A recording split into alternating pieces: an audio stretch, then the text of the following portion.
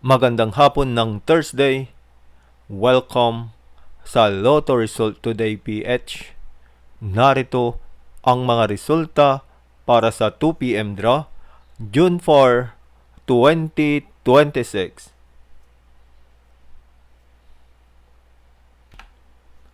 Para sa resulta ng 2D Lotto, 13 at 14.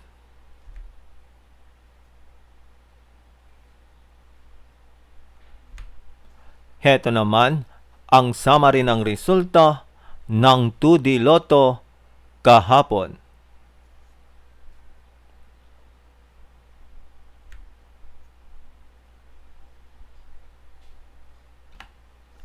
Para sa resulta ng 3D Lotto, 4, 6 at 0.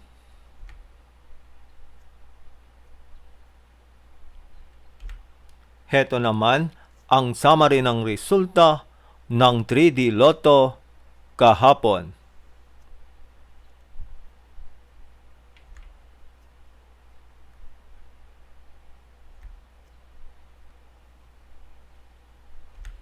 At yan ang mga resulta ngayong 2 p.m. draw.